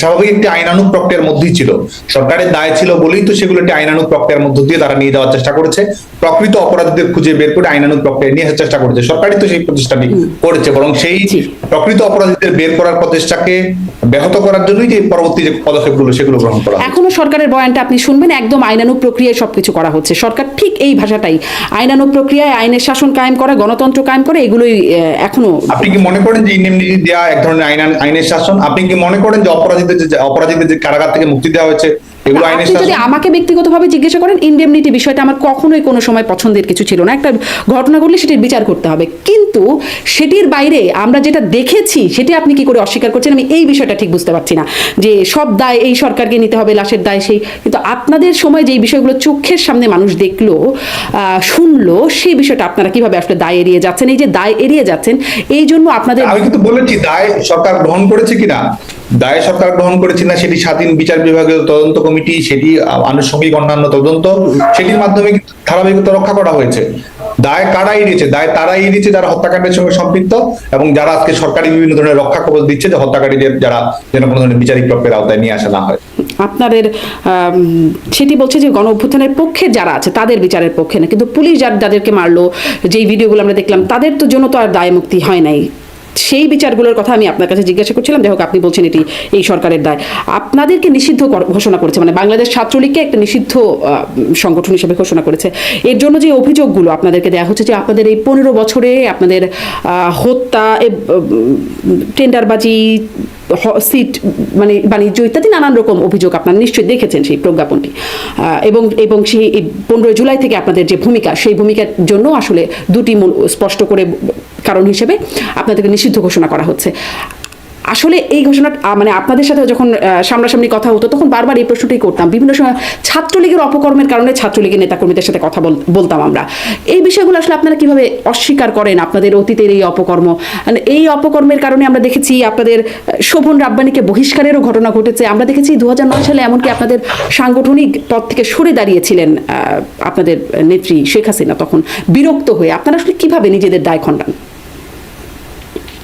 বাংলাদেশ ছাত্রলীগ বাংলাদেশের শিক্ষা প্রতিষ্ঠানগুলোতে বাংলাদেশের ছাত্র রাজনীতির যে ধারাবাহিকতা ছিল সেখান থেকে অবশ্যই বের হয়ে এসেছে এবং গত 15 বছরে ছাত্র রাজনীতিতে অনেক ইতিবাচক উপাদান তৈরি করেছে। বাংলাদেশের শিক্ষা প্রতিষ্ঠানগুলো সেশনজট মুক্ত হয়েছে, সন্ত্রাস মুক্ত হয়েছে। এটি সম্ভব হয়েছে এক ধরনের ইতিবাচক রাজনীতি এবং সরকারের আন্তরিকতার কারণে। এটি সম্ভব হয়েছে। সাদ্দাম কিভাবে সন্ত্রাস মুক্ত হয়েছে? আবরারকে মারার মতো ঘটনা ঘটে যায়, এরকম শিবির ভেবে আপনারা যাকে তাকে মারেন ছাত্রলীগের। প্রত্যেকটি ঘটনার বিচারিক প্রক্রিয়া সম্পন্ন হয়েছে। আবরারের হত্যাকাণ্ডের সঙ্গে যারা সম্পৃক্ত ছিল তারা সবাই আজকে কারাগারে এসেছে, রায় হয়েছে। বিশ্বজিৎ হত্যাকাণ্ডের সঙ্গে যারা সম্পৃক্ত ছিল তারা কারাগারে রয়েছে, তারা বিচারিক প্রক্রিয়ার আওতায় এসেছে। এখন এই ধরনের ঘটনা আজকে মার্কিন যুক্তরাষ্ট্রের স্কুলগুলোতেও তো বিভিন্ন সময় অনাকাঙ্ক্ষিত ঘটনা ঘটে, শুটিং, ম্যাচ কিলিং এর ঘটনা ঘটে, শুটিং এর ঘটনা ঘটে। এটি তো এক ধরনের ক্রিমিনাল অফেন্স, তো সামাজিক অনেক সময় সমাজে বিচ্ছিন্ন ভাবে হোক বা এক ধরনের একটি প্রবণতা হিসেবে হোক, সেটি তো ঘটেই থাকে। এটির সঙ্গে ছাত্র রাজনীতি। আমি কেন বলছি এটি বিচ্ছিন্ন ঘটনা না, কারণ এটি একদম ছাত্রলীগের ট্রেন্ড। আমি একটু প্রশ্ন করব। ফৌজদারি অপরাধ, আমি আপনাকে বলি, একটি ফৌজদারি অপরাধ ঘটেছে, সেই ফৌজদারি অপরাধের ব্যাপারে সংগঠনের ভূমিকা কি? সংগঠন কি সেটিকে এন্ডোর্স করেছে? সংগঠন কি সেটিকে কোনো ধরনের প্রোটেকশন দেওয়ার চেষ্টা করেছে, না কোনো সাংগঠনিক সিদ্ধান্তে কোনো সন্ত্রাসের ঘটনা ঘটেছে, এই বিষয়টি দেখতে হবে। তো যে আপনি যে উদাহরণটি টেনে নিয়ে আপনি বলছেন এবং সেটির মাধ্যমে ছাত্র রাজনীতির বা ছাত্রলীগের সার্বিক একটি মানদণ্ড তৈরি করার চেষ্টা করছেন, তাহলে তো এই গোটা পৃথিবীতে যে ঘটনাগুলো ঘটে সেটির দায় তো কোনো না কোনো রাজনৈতিক দলকে কোনো না কোনো ভাবে গ্রহণ করতে হয়। এত মোটা দাগে, হ্যাঁ সাদ্দাম, এত মোটা দাগে বলবার কি সুযোগ আছে? আপনি বলছেন এগুলো বিচ্ছিন্ন ঘটনা এবং প্রত্যেকটি ঘটনায় বিচারের আওতায় আনা হচ্ছে। হ্যাঁ, আমরা দেখেছি আসলে বিশ্বজিৎ হত্যাকাণ্ডের বিচারের মুখোমুখি হয়েছে, বা আবরার হত্যাকাণ্ডের সেটিকেও বিচারের মুখোমুখি করা হয়েছে, কিন্তু বিচ্ছিন্ন ঘটনা আমরা কিভাবে বলবো? কারণ আপনারা বলছেন আপনি কি সংগঠন হিসেবে, হ্যাঁ সংগঠন হিসেবে আমরা দেখেছি ছাত্রলীগ স্লোগান দেয়, একটা শিবির ধরো, ধৈরা ধৈরা জবাই করো, এটা ছাত্রলীগ স্লোগান দিয়েছে। এবং বিশ্বজিৎ হত্যাকাণ্ডের ঘটনা ঘটলো, তখনও শিবির সন্দেহে মারা হলো। আবরার হত্যাকাণ্ডের ঘটনা ঘটলো, তখনও শিবির সন্দেহে মারা হলো। এরকম ছাত্রলীগের নেতাকর্মীরা বিভিন্ন সময় যারা মারা যাচ্ছে তাদের খবরগুলো আসছে, বিচার হচ্ছে। এরকম অনেক খবর আমরা দেখতে পাই যে ছাত্রলীগের নেতাকর্মীরা শিবির সন্দেহে ছাত্রদেরকে পেটাচ্ছে, যারা ছাত্র আছে তাদের কাছ থেকেও এই ঘটনা আমরা শুনতে পাই। মানে এটা তো কোনো বিচ্ছিন্ন বিষয় না, শিবির মানে মারতে হবে, এরকম একটা দায়িত্ব তো আপনাদের মধ্যে কোনোভাবে অর্পিত হয়ে গেছিল কিনা? সেই দায়িত্ব আমরা কখনো গ্রহণ করিনি। সেটি তো আইন শৃঙ্খলা, কেউ কোনো ক্রিমিনাল অফেন্সের সঙ্গে সম্পৃক্ত হলে সেটা আইন শৃঙ্খলা রক্ষাকারী বাহিনী দেখার বিষয়, বিশ্ববিদ্যালয় প্রশাসন রয়েছে, তারা দেখবে। আপনি যে উদাহরণগুলো বলছেন এই ধরনের হত্যাকাণ্ডগুলো ঘটেছে, সেগুলো বিচারিক প্রক্রিয়ার আওতায় এসেছে। বাংলাদেশের ছাত্র রাজনীতির বাস্তবতা বাংলাদেশে কি ছিল সেই বিষয়টিও কিন্তু বিবেচনা করার প্রয়োজন রয়েছে। আজকে ছেলে মেয়েদের লেখাপড়া শেষ করতে 4 বছরের জায়গায় 8 বছর লাগতো। শিক্ষা প্রতিষ্ঠানগুলোতে যখন তখন অনির্দিষ্টকালে ছুটির ঘন্টা নেমে আসতো। শিক্ষা প্রতিষ্ঠান যতটা না শিক্ষাঙ্গন ছিল তার চেয়ে অনেক বেশি রণাঙ্গন ছিল। এই ছিল বাংলাদেশের বিশ্ববিদ্যালয়গুলোর বাস্তবতা। 15 বছরে ছাত্র রাজনীতিতে একেবারে স্থায়ী সমাধান ঘটে গেছে সেটি কিন্তু আমরা বলছি না। আমরা আমাদের যেসব অনাকাঙ্ক্ষিত ঘটনা ঘটেছে ছাত্র রাজনীতির পরিবেশ নিয়ে আমাদের যে ধরনের অভাব, অভিযোগ, অভিমান রয়েছে সেগুলো তো রয়েছেই, সেগুলো অতিক্রম করার সুযোগ সবসময় থাকে। সেই চ্যালেঞ্জ ছাত্র সংগঠন সবসময় গ্রহণ করে। কিন্তু মোটা দাগে যদি আমরা বলি, সবসময় বাংলাদেশ ছাত্রলীগ শিক্ষার্থীদের, বিশেষ করে ক্যাম্পাসের একাডেমিক এনভায়রনমেন্টে যেন সুন্দর থাকে, ছাত্র রাজনীতি যেন পজিটিভ কাজের একটি কম্পিটিশনে পরিণত হয়, শিক্ষার্থীদের এক ধরনের পাওয়ার পলিটিক্সের জায়গায় পলিসি পলিটিক্সের যেন চর্চা হয়, শিক্ষার্থীরা যেন ইতিবাচক ছাত্র রাজনীতির সুযোগ সুবিধার মধ্য দিয়ে থাকে, ছাত্র সংসদ নির্বাচন কে কেন্দ্র করে হোক, আনুষঙ্গিক সামাজিক সাংস্কৃতিক কর্মকাণ্ডের মধ্য দিয়ে হোক, স্পোর্টস অ্যাক্টিভিটিজের মাধ্যমে হোক, বিতর্ক সামাজিক সাহিত্য সাংস্কৃতিক কর্মকাণ্ডের মধ্য দিয়ে হোক, বাংলাদেশ ছাত্রলীগ সেই লক্ষ্যে কিন্তু কর্মকাণ্ড পরিচালনা করার চেষ্টা করে। শিবির বিষয়ে আপনাদের আসলে এমন বিষয়টি মোটেই এমন না যে আমি খুব সেই বিষয়ে সিম্প্যাথাইজ হয়ে প্রশ্নটি করছি, কিন্তু শিবির বিষয়ে আপনাদের নীতি কি ছিল? দেখুন, এই সংগঠনটি, যে সংগঠনটির আপনি কথা বলছেন, এটি তো যুদ্ধাপরাধের দায়ে সম্পৃক্ত, মানবতা বিরোধী অপরাধের দায়ে সম্পৃক্ত। মুক্তিযুদ্ধ চলাকালীন সময় তাদের ভূমিকা, এটি তো অবশ্যই বাংলাদেশের নতুন প্রজন্মের সামনে নতুন করে বলার কিছু না। এবং শুধু তাই নয়, আমাদের স্বাধীনতা পরবর্তী সময়েও সন্ত্রাসবাদী কর্মকাণ্ড পরিচালনা করা, মৌলবাদী কর্মকাণ্ড পরিচালনা করা, ধর্মান্ধ কর্মকাণ্ড পরিচালনা করা, প্রতিক্রিয়াশীল কর্মকাণ্ড পরিচালনা করা, এবং এই সংগঠনের ঘোষিত লক্ষ্যই তো আমরা যে ধরনের সাংবিধানিক অঙ্গীকার চাই, একটি রাজনৈতিক বিরোধ, রাজনৈতিক প্রতিযোগিতা, সেটা তো থাকবেই। এই সংগঠনের ঘোষিত অঙ্গীকার, এই সংগঠনের ঘোষিত অঙ্গীকারকে আমাদের যে সাংবিধানিক অঙ্গীকার, একটি উদার, গণতান্ত্রিক, ধর্মনিরপেক্ষ, মানবিক মূল্যবোধ সম্পন্ন রাষ্ট্র প্রতিষ্ঠা করা, বা সাংবিধানিক কাঠামোকে অক্ষুণ্ণ রেখে রাজনৈতিক কর্মকাণ্ড পরিচালনা করা, না এই সংগঠনের লক্ষ্য হচ্ছে সংগঠনকে খোল নলচে বদলে দিয়ে তাদের যে ধর্মান্ধ রাজনীতি রয়েছে সেটি পুনঃস্থাপিত করা। তো এই বৃহত্তর পরিপ্রেক্ষিত থেকে, এবং যেহেতু বাংলাদেশের স্বাধীনতার বিরোধিতার সঙ্গে তাদের সরাসরি সম্পৃক্ততা রয়েছে, আমাদের এই স্বাধীনতা আন্দোলনের সময় তাদের যে ধরনের সশস্ত্র কর্মকাণ্ড বাংলাদেশের জনগণের বিরুদ্ধে, সে ব্যাপারে সুস্পষ্ট তথ্য প্রমাণ সবকিছুই রয়েছে। স্বাভাবিকভাবেই আপনি যখন বিশ্ববিদ্যালয়ে পড়ছিলেন তখন যারা ছাত্র শিবির করে তারা তো আসলে স্বাধীনতা যুদ্ধের সময় তাদের কোনো ভূমিকা ছিল না। তাদেরকে নিধন করা বা তাদেরকে অত্যাচার করা, নির্যাতন করা, এটি কেন আপনাদের একটা মোটো ছিল? আমি আপনার কাছে সুস্পষ্ট হয়ে বললাম, যেটি প্রশ্নই আসে না। যেটি বলছি সেটা হচ্ছে রাজনৈতিক প্রতিরোধের বিষয়, যেটি বলছি সেটা হচ্ছে যে রাজনৈতিক প্রতিবাদের বিষয়, যে বাংলাদেশের এই হচ্ছে বাস্তবতা, বা বাংলাদেশের সমাজের জন্য এটি মঙ্গলজনক কিনা, কিংবা আমাদের সংবিধান আইন কানুন অনুযায়ী এটি হচ্ছে কিনা, এটি প্রতিক্রিয়াশীল সংগঠনগুলোর ব্যাপারে রাষ্ট্র যে সব নীতি কানুন রয়েছে সেটি প্রতিফলিত হবে কিনা, সেটি তো তার বিষয়। কিন্তু বাংলাদেশ ছাত্রলীগ তার নিজস্ব কর্মকাণ্ড নিয়ে, ক্যাম্পাসে প্রগতিশীল ছাত্র রাজনীতি নিয়ে, সেটির মধ্যে সীমাবদ্ধ, সেটির মধ্যেই তাদের কর্মকাণ্ডের আয়তনিক বিষয়টি সীমাবদ্ধতা রেখেছে। এখানে যারা সন্ত্রাসবাদী সংগঠন, মৌলবাদী সংগঠনগুলো যারা সম্পৃক্ত রয়েছে, তারা তো অবশ্যই রাষ্ট্রীয় আইনের আওতায় আসবে। জি, তারা রাষ্ট্রীয় আইনের আওতায় আসার আগেই মানে আপনাদের কাছে একটা আইনের আওতায় চলে আসতো, সেটাই আমরা বরাবর দেখে আসছি, আলোচনাও হয়েছে এই বিষয়ে, এবং একই রকম ঘটনা বারবার ঘটেছে। তারপরে যেগুলো মারা গেছে সেগুলো বিচারের আওতায় আসতে আমরা দেখেছি। সাদ্দাম, আপনি বলেছেন যে মানে আপনার বক্তব্যে যে 1 দিন যাবে, 2 দিন যাবে, 3 দিন যাবে, 4 দিন যাবে, 5 দিন যাবে, ছাত্রলীগ থাকবে, সবকিছু মনে রাখা হবে। এই মনে রেখে আপনাদের আসলে তারপরে কি মনে রেখে আপনারা কি করছেন, কি পরিকল্পনায় আছেন? তো এটি তো প্রমাণ করে, বিশেষ করে আপনি এই বক্তব্যটা আমি দিয়েছি সম্ভবত 16 জুলাই সম্ভবত, এবং তার আগে ঢাকা বিশ্ববিদ্যালয় ক্যাম্পাসে যদি আপনি দেখেন, আজকে দেখুন আপনি একটি সরকার উৎখাত হয়েছে এবং সেই ফ্রেম থেকেই আপনি পুরো বিষয়টিকে লক্ষ্য করছেন, এবং এটি এক ধরনের বৈধতা দেওয়া সেই দৃষ্টিভঙ্গি থেকে, সেই লেন্স থেকে আপনি ঘটনাটিকে ব্যাখ্যা করার চেষ্টা করছেন। 16 তারিখের বাস্তবতা যদি বাংলাদেশে দেখেন, 14 তারিখে ঢাকা বিশ্ববিদ্যালয়ের আবাসিক হলগুলোতে 14 তারিখে যখন অনাকাঙ্ক্ষিত ঘটনা সবেমাত্র শুরু হওয়ার চেষ্টা করেছে, উস্কানিমূলক পরিস্থিতি তৈরি করার চেষ্টা করেছে, ঢাকা বিশ্ববিদ্যালয়ের ছাত্রলীগের নেতাকর্মীদের আবাসিক কক্ষগুলোতে সেদিন ভাঙচুর চালানো হয়েছে, ছাত্রলীগের নেতাকর্মীদের উপরে আঘাত করা হয়েছে, চট্টগ্রামে আঘাত করা হয়েছে, ছাদ থেকে বাংলাদেশ ছাত্রলীগের কর্মীদেরকে নির্মমভাবে ফেলে দেওয়া হয়েছে। এই ঘটনাগুলো কিন্তু আগেই ঘটছিল, যখন রংপুরে যে মৃত্যুর বেদনাদায়ক মৃত্যুর ঘটনাটি ঘটে তার পূর্বেই কিন্তু এই ঘটনাগুলো ঘটছিল। 15 তারিখে সহিংসতা তারা তৈরি করেছে, ছাত্রলীগ নেতাকর্মীদের উপর হামলা চালিয়েছে, রাতে আবাসিক হলগুলোতে তারা এই ঘটনাগুলো ঘটেছে। শুধু তাই নয়, 16 তারিখ মধ্যরাতের পরে আপনি দেখবেন যে আমাদের মেয়েদের হলগুলোতে, আবাসিক হলগুলোতে আমাদের মেয়েদের উপর কিভাবে কোনো ধরনের, ঢাকা বিশ্ববিদ্যালয় তো বাংলাদেশের কোনো বিশ্ববিদ্যালয় আবাসিক হলের হলগুলোর অভ্যন্তরে, মেয়েদের অভ্যন্তরে কোনো ধরনের সংঘাতমূলক পরিস্থিতির অবকাশ ছিল না, কিন্তু সেখানেও তারা আমাদের যারা নারী কর্মী রয়েছে তাদেরকে কিভাবে তারা পিটিয়েছে, হল থেকে বের করে দিয়েছে, বিভিন্ন ধরনের মানহানিকর, অবমাননাকর কর্মকাণ্ডের সঙ্গে সম্পৃক্ত। এই ঘটনাগুলো কিন্তু 15 এবং 16 তারিখের ঘটনা। আপনি যে পরবর্তীকালে যে অনাকাঙ্ক্ষিত ঘটনাগুলোর কথা বলছেন, তখনও কিন্তু এটির সূচনা হয়নি, এবং 16 তারিখ সকালবেলা আমাদের সরকার ক্ষমতায় আছে, আপনাদের পুলিশ, আপনাদের আইন শৃঙ্খলা বাহিনী, আর আপনারা এত অসহায় নির্যাতিত হয়ে গেলেন। আমরা তো একটি ছাত্র সংগঠন, আমরা তো আর সরকারি ভাবে কোনোভাবে সম্পৃক্ত নই, আমরা বাংলাদেশ ছাত্রলীগ একটি ছাত্র সংগঠন, শিক্ষার্থীদের প্রতিনিধিত্ব। মানে আছে তো, আমি শেষ করছি। সেটি হচ্ছে যে সেদিনই আপনি যে 16 তারিখ বিকেলের বক্তব্যের কথা বলছেন, তার আগেই আমাদের ঢাকা বিশ্ববিদ্যালয় আবাসিক হলগুলোতে কমপক্ষে পরবর্তীকালে বিশ্ববিদ্যালয়ের প্রশাসন সেটি নিয়ে তদন্ত করেছে। প্রত্যেকটি আবাসিক হলেই কমপক্ষে 40 থেকে 50টি রুম কক্ষ ভাঙচুর করা হয়েছে। আমাদের ছেলে মেয়ে যারা ছাত্রলীগের সঙ্গে সম্পৃক্ত ছিল তাদের সার্টিফিকেট পুড়িয়ে দেওয়া হয়েছে। অনেক ছেলে মেয়েকে যারা রয়েছে তারা 4 তলা, 5 তলা, 6 তলা থেকে ফেলে দেওয়া হয়েছে। এই ছিল গোটা বাংলাদেশের অবয়বের চিত্র। সেই প্রেক্ষিতে বাংলাদেশ ছাত্রলীগের পক্ষ থেকে আমরা সুস্পষ্টভাবে আমরা ঘোষণা দিয়েছিলাম যে আমরা মনে রাখা হবে, অবশ্যই যারা অপরাধ করেছে তাদেরকে বিচারিক প্রক্রিয়ার আওতায় কখনো না কখনো আসতেই হবে। জি, আপনি বলছেন আপনারা সরকারিভাবে কোনো, আপনারা একটা ছাত্র সংগঠন, কিন্তু আমরা বিভিন্ন সময় দেখেছি সেই সড়ক আন্দোলনের সময় থেকে শুরু করে বিভিন্ন সময় যখনই কোনো আন্দোলন দমাতে হয় তখন পুলিশের সাথে হেলমেট পরিহিত অবস্থায় ছাত্রলীগের নেতাকর্মীরা থাকেন, এবং সেই সময় পুলিশ তাদেরকে কিছু বলেও না, সেই হেলমেট বাহিনীকে কিছু বলেও না, সেটি আমরা দেখেছি। মানে আপনারা তো সরকারের আইন শৃঙ্খলা বাহিনীর সাথে আপনাদের খুব সুসম্পর্ক ছিল। মানে আপনি যেভাবে ব্যাখ্যা করছেন, এত অসহায়, এত নির্যাতিত হয়ে গেলেন, আপনার দল ক্ষমতায় আছে, আপনাদের প্রশাসন আপনাদের নিয়ন্ত্রণাধীন, এত অসহায় হয়ে গেলেন, এই বিষয়টা কি মানুষ আসলে খুব নিচ্ছে?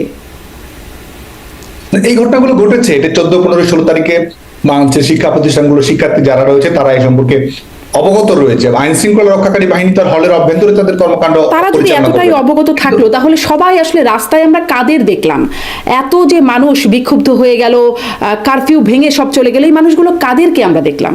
সব কি মৌলবাদী শক্তি? এত ছিল মৌলবাদী শক্তি যারা রাস্তায় নেমে আসলো, আপনাদের ব্যাখ্যা কি, কারা আসলো রাস্তায়? আমরা স্পষ্ট হয়ে বলছি, সেটি মৌলবাদী অপশক্তি যারা রয়েছে তারা তো এটির সঙ্গে সম্পৃক্ত ছিল, তারা এটির সঙ্গে ওতপ্রোতভাবে জড়িত হয়েছে, ম্যাটিকুলাসলি ডিজাইনের সঙ্গে তারা অংশ হিসেবেই তারা কাজ করেছে, বিভিন্ন প্রতিক্রিয়াশীল চক্র তারা জড়িত হয়েছে, এটি তো আমরা বলছি। একই সঙ্গে এটিকে রাজনৈতিকভাবে ব্যবহার যারা করেছে, সেই তাদের শিক্ষার্থীদের শান্তিপূর্ণ আন্দোলনকে অশান্ত করার জন্য বিভিন্ন রাজনৈতিক দল এটির সঙ্গে পরবর্তীতে সম্পৃক্ত হয়েছে, যারা আজকে ছড়ি ঘোরানোর চেষ্টা করছে। তো সার্বিকভাবে যেটিকে রাজপথে যারা নেমে এসেছে। সাধারণ মানুষের অংশগ্রহণের চেয়ে সবচেয়ে বড় বিষয় হচ্ছে যে সাধারণ মানুষ কিংবা সাধারণ শিক্ষার্থীদেরকে যারা ব্যবহার করছে, তাদের যে বিভিন্ন প্রশিক্ষিত ক্যাডার রয়েছে, কর্মী বাহিনী রয়েছে, তাদের উপস্থিতি কিন্তু এই পরিবেশ পরিস্থিতি তৈরি করেছে।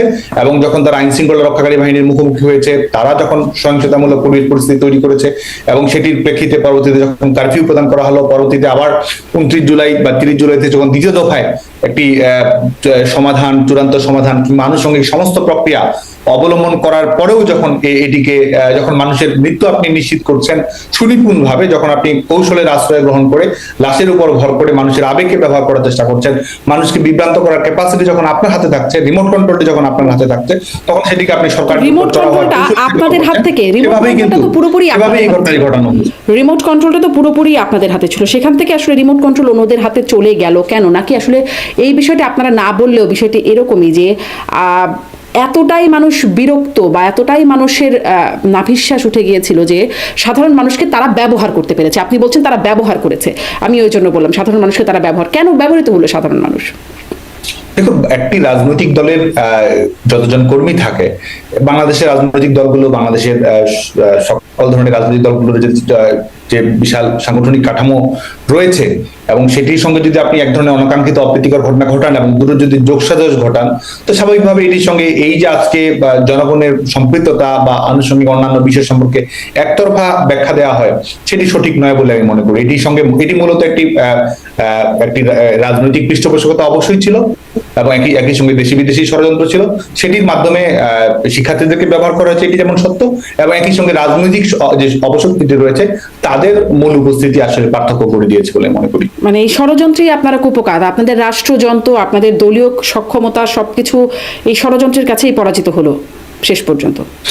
রাজনৈতিক ঘটনা প্রবাহে অবশ্যই আপনার বিভিন্ন ধরনের ঘটনা ঘটে, এবং অবশ্যই সহিংসতার বিষয়টিকে এড়ানো বা একটি সরকারের প্রায়োরিটি কি থাকে, একটি সংগঠনের প্রায়োরিটি কি থাকে, সেটা কিন্তু বিবেচ্য একটি বিষয় বলে আমরা মনে করি। এবং রাজনৈতিক ইতিহাস তো আর এই 3 মাসের ক্যালেন্ডারে সীমাবদ্ধ থাকবে না, অবশ্যই এটির সঙ্গে সঙ্গে আরো বেশি উন্মোচিত হবে। এবং বাংলাদেশের মানুষের যে গণতন্ত্রের প্রতি যা আবেগ রয়েছে, গণতান্ত্রিক ধারাবাহিকতার প্রতি বাংলাদেশের মানুষের যে আস্থা রয়েছে, সাংবিধানিক ম্যান্ডেট, জনগণের ম্যান্ডেটের প্রতি বাংলাদেশের মানুষের যে আস্থা রয়েছে, সেটি বাংলাদেশের মানুষ পুনঃস্থাপন করবে বলে মনে করি। আপনারা দেশে ফিরবেন কি করে? দেখুন, আমার অবস্থানই তো আপনি অবগত নন। আচ্ছা, আপনি না হয় অবস্থান জানি না আমরা, কিন্তু আমরা অনেকের অবস্থানই জানি। আপনাদের অনেকেই যে দেশে নাই সেই বিষয়টা আমরা নিশ্চিত, এবং কে কোথায় আছে তাদের অবস্থানও অনেকটাই আমরা নিশ্চিত। আপনারা এই যে, এবং আপনাদের যে মানে দলের নেত্রী, সভানেত্রী, সাবেক প্রধানমন্ত্রী শেখ হাসিনা, তিনিও পালিয়ে চলে গেলেন ভারতে। দেশে ফেরার আপনাদের মানে কৌশলটা কি বা পরিকল্পনাটা কেমন? যদি বলি সামনে নির্বাচনে অংশগ্রহণের জন্যই বা কিভাবে ফিরবেন? দেখুন, এটি তো মূল রাজনৈতিক দলের প্রশ্ন। যেটি বিষয় সেটি হচ্ছে যে আমি যেটি বিশ্বাস করি একদিন ছাত্র আন্দোলনের কর্মী হিসেবে, বাংলাদেশ ছাত্রলীগের কর্মী হিসেবে, সেটি হচ্ছে যে কুক্ষিগত গণতন্ত্রকে মুক্ত করার জন্য বাংলাদেশের মানুষ, বাংলাদেশের ছাত্র জনতা অবশ্যই একটি শান্তিপূর্ণ আন্দোলনের মধ্য দিয়েই এই সরকারের পতন নিশ্চিত করবে, এবং রাজনৈতিক দল অবশ্যই জনগণকে সাথে নিয়ে এই অপশক্তির বিরুদ্ধে, এই অবৈধ অসাংবিধানিক সরকারের বিরুদ্ধে প্রতিরোধ করে তুলবে। সাদ্দাম, আমরা দেখছি যে আপনারা ট্রাম্প আসাতে আওয়ামী লীগের মধ্যে বেশ একটা খুশি বা সন্তুষ্টি, সেটি আসলে কেন? ট্রাম্পের উপরে কিসের ভরসা? বাংলাদেশে অনেকেই, আন্দোলনকারীদের অনেকেই ট্রাম্প লীগ বলে এখন এটাকেও ট্রল করছে। বাংলাদেশের আওয়ামী লীগের দেশরত্ন শেখ হাসিনার সবচেয়ে বড় শক্তি হচ্ছে বাংলাদেশের জনগণ। জনগণের ঐক্যবদ্ধ প্রতিরোধের মাধ্যমেই আমরা আমাদের কুক্ষিগত গণতন্ত্র হোক, আমাদের সাংবিধানিক কুক্ষিগত গণতন্ত্র থেকে মুক্ত করা হোক, সাংবিধানিক ধারাবাহিকতা হোক, জনগণের নির্বাচিত প্রতিনিধিত্বমূলক শাসন ব্যবস্থা, সেটিতে বাংলাদেশ প্রত্যাবর্তন করবে বলে আমরা দৃঢ়ভাবে বিশ্বাস করি। আন্তর্জাতিক রাজনীতির যে সমীকরণ, সেটি তো অবশ্যই আমরা মনে করি যে শেখ হাসিনার সরকারের যে সার্বিক গ্রহণযোগ্যতা, শেখ হাসিনা সরকারের আন্তর্জাতিক সূচকগুলো উত্তীর্ণ হওয়ার ক্ষেত্রে তার যে সাফল্য, সেটির প্রেক্ষিতে স্বাভাবিকভাবে বাংলাদেশ আওয়ামী লীগের সঙ্গে শেখ হাসিনার যে বৈশ্বিক নেতৃত্ব, সেটির প্রতি একটা আস্থার প্রতিফলন যে কোনোখানি ঘটবে বলে আমরা মনে করি। আচ্ছা, মানে বাইডেন প্রশাসন থাকলে সেই আস্থার জায়গাটা খুব হচ্ছিল না, যেটি ট্রাম্প প্রশাসন আসলে হবে বলে আপনারা মনে করেন? আমরা কিন্তু আবারও বলছি যে এটি প্রথম কথা হচ্ছে যে জনগণই সংগঠনের সবচেয়ে বড় শক্তি এবং জনগণই এখানে নেতৃত্ব প্রদান করবে। পারিপার্শ্বিক রাজনৈতিক অবস্থা যাই ঘটুক না কেন, এই গণতান্ত্রিক আন্দোলনের বিজয় সুনিশ্চিত, এবং যারা অপশক্তি রয়েছে, যারা সাময়িকভাবে হয়তো মনে করছে তারা বিজয়ী হয়েছে, তারা আসলে বিজয়ী নয়, বরং গণতন্ত্রকে বিজয়ী করেই জনগণের শক্তিতে, অভ্যন্তরীণ শক্তিতেই আমাদের জনগণ ঘুরে দাঁড়াবে, সংগঠন ঘুরে দাঁড়াবে এবং অপশক্তিকে মোকাবেলা করবে। সাদ্দাম, আপনি খুবই দারুণ সুবক্তা। আপনি আপনার বক্তব্যের মধ্যে আসলে অনেক কিছু আমি খুঁজে পাচ্ছি না, যে প্রশ্নটা করছিলাম সেই প্রশ্নটা কোথায় চলে যাচ্ছে। আপনাদের পরিকল্পনার কথাটা আমি জানতে চাচ্ছিলাম। আপনি বলছেন বিচারিক প্রক্রিয়ার কথা, সাংগঠনিকভাবে আপনাদের কেমন পরিকল্পনা সামনে? বাংলাদেশ ছাত্রলীগ এই মুহূর্তে আপনি জানেন যে গোটা দেশব্যাপী আমাদের নেতাকর্মীরা জুলুমের শিকার, নির্যাতনের শিকার, নিষ্পেষণের শিকার। আমরা যখন কথা বলছি, আমরা আপনার সঙ্গে আলোচনাতেও আমরা গিয়েছি, আপনি বলছেন বাংলাদেশ ছাত্রলীগের বিভিন্ন কর্মকাণ্ড নিয়ে আপনার সঙ্গে আলাপ আলোচনা হয়েছে। ঠিক এই মুহূর্তে বাংলাদেশে আলোচনা হয়েছে, হ্যাঁ, সেটি আপনি আপনার ব্যাখ্যা দিয়েছেন, আমরা আমাদের ব্যাখ্যা দিয়েছি, ছেলেমেয়েরাই বা আমাদের যারা দর্শক তারাই সেটি নির্ধারণ করবে। এবং এই মুহূর্তে বাংলাদেশে কিন্তু কয়েক লক্ষ শিক্ষার্থী রয়েছে যারা তাদের পরীক্ষা কার্যক্রমে, শিক্ষা কার্যক্রমে অংশগ্রহণ করতে পারছে না, শুধুমাত্র একটি নির্দিষ্ট দলের কর্মী হওয়ার কারণে, সমর্থক হওয়ার কারণে, কিংবা দূরতম ভাবে সম্পৃক্ত সেটি হওয়ার কারণেই কিন্তু আজকে অনেকে স্বাভাবিক শিক্ষা কার্যক্রম পরিচালনা করতে পারছে না। বাংলাদেশের মেডিকেল কলেজগুলোতে শুধুমাত্র ছাত্রলীগের কর্মী হওয়ার কারণে, কিংবা শুধুমাত্র নির্দিষ্ট মত প্রকাশ কারণে আজকে হয়তো তারা 4-5 বছর 6 বছর লেখাপড়া শেষ করেছে, সেখান থেকে তাদের সার্টিফিকেট বাতিল করা হচ্ছে, তাদেরকে 5 বছর 10 বছর বিভিন্ন মেয়াদে তারা শাস্তি প্রদান করা হচ্ছে। পরীক্ষা কেন্দ্রে কেউ যদি কখনো যায়ও, সেই পরীক্ষা কেন্দ্র থেকে তুলে নিয়ে তাদের কিন্তু আইন শৃঙ্খলা রক্ষাকারী বাহিনীর হাতে তুলে দেওয়া হচ্ছে। কারো বিরুদ্ধে যদি মামলা নাও থেকে থাকে, অজ্ঞাতনামা মামলা তাদেরকে অন্তর্ভুক্ত করা হচ্ছে। এবং গোটা বাংলাদেশে ছাত্রলীগের, বিশেষ করে আপনি জানেন যে গোটা বাংলাদেশের সমস্ত আওয়ামী লীগের নেতাকর্মী, ছাত্রলীগের নেতাকর্মী, সহযোগী সংগঠনের নেতাকর্মী সবারই বাড়িঘর পুড়িয়ে দেওয়া হয়েছে, জ্বালিয়ে দেওয়া হয়েছে, পরিবার হত্যাযজ্ঞের শিকার হয়েছে। এটি হচ্ছে গোটা বাংলাদেশের প্রেক্ষাপট।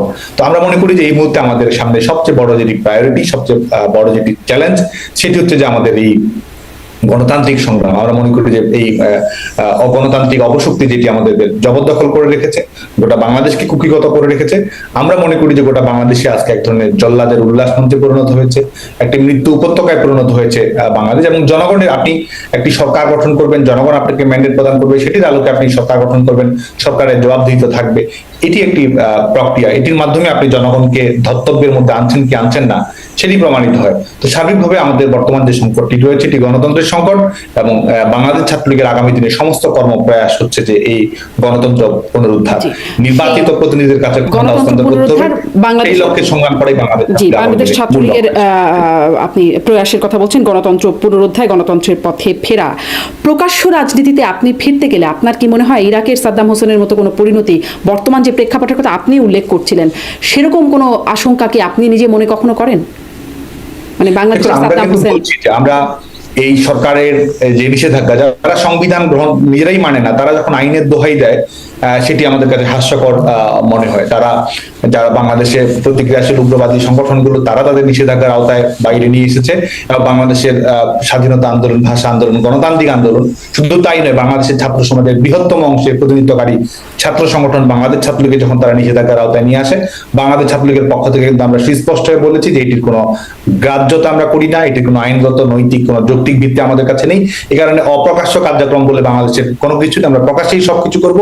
আমরা বাংলাদেশ এই অবৈধ সরকারের এই নিষেধাজ্ঞাকে আমরা থোড়াই কেয়ার করি, এবং বাংলাদেশ ছাত্রলীগ আগামী দিনে সুসংগঠিত হয়ে পরিবর্তিত পরিস্থিতি দাঁড়াতে পারছেন না আপনারা, এইটা তো বাস্তবতা। মানে থোড়াই কেয়ার না করেই বা কি হচ্ছে, কেয়ার তো করতেই হচ্ছে। বাংলাদেশ ছাত্রলীগ অবশ্যই কর্মসূচি পালন করছে। আজকেও মিছিল হয়েছে, এই 10 নভেম্বরে বাংলাদেশ ছাত্রলীগ কর্মীরা সমবেত হয়েছে। তারা জুলুমের শিকার হয়েছে, নির্যাতনের শিকার হয়েছে, বিভিন্ন ধরনের যে পরিপ্রেক্ষিত ইতিমধ্যে আমরা বর্ণনা করেছি, এ ধরনের ঘটনাগুলো শিকার হয়েছে, কিন্তু তারপরও বাংলাদেশ ছাত্রলীগ রুখে দাঁড়িয়েছে, এবং একটি রাজনৈতিক দলের কর্মকাণ্ড ধাপে ধাপে উত্তীর্ণ হয়। বাংলাদেশ ছাত্রলীগ অবশ্যই তাদের কাঙ্ক্ষিত লক্ষ্যে সফল হবে। অনেক ধন্যবাদ সাদ্দাম হোসেন। আপনি অনেকগুলো অভিযোগ করছিলেন বর্তমান সরকারের বিরুদ্ধে, সেই অভিযোগগুলো নিয়ে হয়তো সরকারের যারা আছেন তাদের সাথে যখন কথা বলার সুযোগ হয় সেইগুলো নিয়ে কথা বলবো। এরকম ভুরি ভুরি অভিযোগ আওয়ামী লীগ সরকারের আপলে আপনি নিশ্চয়ই শুনেছেন আছে, সংবিধান আইনের ব্যত্যয় ঘটানো, সেই বিষয়গুলো নিয়ে আপনারা আসলে কখনো, মানে আমি সেটাও একটু আগে জিজ্ঞাসা করছিলাম, আপনারা কখনো অনুতপ্ত কিনা? আপনারা কি মানে দেশবাসীর কাছে কোথাও কোনো জায়গায় ভুল হয়েছে, ক্ষমা চাইছেন, এরকম কোনো জায়গায় গিয়ে পৌঁছাবেন কিনা? দেখুন, একটি রাজনৈতিক দলের কর্মকাণ্ড তো একটি বৃহত্তর দৃষ্টিকোণের বিষয়। তো সংগঠনগুলো সবসময় একটা ধরনের প্রচেষ্টা থাকে গণমুখী থাকার, কিংবা সময়ের সঙ্গে আপ টু ডেট থাকার, কিংবা কোনো বিষয়ে থাকলে সংশোধনমূলক প্রক্রিয়া গ্রহণ করার। এটি তো একটি সংগঠনের জন্য একটি ধারাবাহিক প্রক্রিয়া। আর এই সরকার উৎখাতকে কেন্দ্র করে সার্বিক বিষয় আপনি যেটি বলছেন, সেটি তো আপনার একটা নিজস্ব মতামত থাকবেই। সংগঠনের নিজস্ব মতামত রয়েছে, আমাদের নিজস্ব অবজারভেশন রয়েছে। সেই লক্ষ্যেই তো বাংলাদেশ ছাত্রলীগ এই বিষয়টিকে সার্বিকভাবে দেখবে। আর বাংলাদেশ ছাত্রলীগের পক্ষ থেকে যদি আমরা বলি, সেটি হচ্ছে যে আমরা বাংলাদেশের ছাত্র সমাজকে অভিনন্দন জানাই, শিক্ষার্থীদেরকে অভিনন্দন জানাই। শিক্ষার্থীদের প্রতিবাদী যে স্পিরিট রয়েছে, তাদের যে দৃঢ়তা রয়েছে, যে কোনো অন্যায় অবিচারের বিরুদ্ধে রুখে দেওয়ার যে প্রচেষ্টা তাদের রয়েছে, তাদেরকে আমরা সালাম জানাই। এবং শিক্ষার্থীদের কাছ থেকে শেখার ক্ষেত্রে বাংলাদেশ ছাত্রলীগ কোনো কার্পণ্য নেই। শিক্ষার্থীদের কাছ থেকে শিক্ষার্থীদের কোনো আমাদের কোনো বিষয়কে কেন্দ্র করে শিক্ষার্থীদের অভিমান অভিযোগ, সেটির আলোকে বাংলাদেশ ছাত্রলীগ সবসময় তাদের কর্মকাণ্ডে এক ধরনের পরিশুদ্ধি, এক ধরনের আরো ইতিবাচক বাতাবরণ নিয়ে আসার জন্য ছাত্রলীগের প্রচেষ্টা সবসময় অব্যাহত থাকবে। আমরা যেটি নিয়ে সচেতন, সেটি হচ্ছে যারা সহিংসতা পরিচালনা করেছে, যারা শিক্ষার্থীদেরকে ব্যবহার করেছে, যারা শিক্ষার্থীদের লাশ ফেলেছে, আমরা দৃঢ়ভাবে বিশ্বাস করি যারা এই ফৌজদারি অপরাধগুলোর সঙ্গে যারা সম্পৃক্ত, এবং যারা পলিটিক্যাল গ্রুপ হিসেবে আওয়ামী লীগ নেতাকর্মীদের উপর, ছাত্রলীগের নেতাকর্মীদের উপর যারা হত্যাযজ্ঞ পরিচালনা করেছে, আইন শৃঙ্খলা রক্ষাকারী বাহিনীর সদস্যদের উপর আক্রমণ করেছে, আমাদের সাম্প্রদায়িক যে সম্প্রীতির পরিবেশ ছিল সেটিকে যারা বিনষ্ট করার চেষ্টা করেছে, এবং শিক্ষার্থীরা তো কোটা সংস্কার চেয়েছে। শিক্ষার্থীদের এই এক ধরনের, শিক্ষার্থীরা সবসময় গণতান্ত্রিক সরকারের উপরই বাংলাদেশের ছাত্র সমাজ বিশ্বাস রেখেছে। শিক্ষার্থীদের ঘাড়ে বন্দুক রেখে আজকে যারা অগণতান্ত্রিক সরকার চাপিয়ে দিয়েছে, তাদের বিরুদ্ধে বাংলাদেশ ছাত্রলীগের যে সংগ্রাম সেটি অব্যাহত থাকবে। কিন্তু সাধারণ শিক্ষার্থী যারা রয়েছে, আমরা সুস্পষ্ট ভাবে বলছি, যারা আন্দোলনে অংশগ্রহণ করেছে, বাংলাদেশ ছাত্রলীগের পক্ষ থেকে তাদেরকে আমরা অভিনন্দন জানাই, সালাম জানাই, এবং আমরা মনে করি যে আমাদের গণতন্ত্র পুনরুদ্ধারের সংগ্রামে এই শিক্ষার্থীরাই সামনে থেকে নেতৃত্ব। অনেক ধন্যবাদ সাদ্দাম হোসেন, আপনি আপনার বক্তব্য দিয়েছেন। আপনার এই বক্তব্য মানে দেশের সাধারণ ছাত্ররা বা ছাত্রলীগের দেশে যারা কর্মীরা আছে তারা কিভাবে নেয়, দেশের মানুষ কিভাবে নেয়, সেটি নিশ্চয়ই তাদের উপরে। অনেক ধন্যবাদ সাদ্দাম, আপনি অনেকটা সময় দিয়েছেন আমাকে। ধন্যবাদ যুক্ত হওয়ার জন্য। ধন্যবাদ।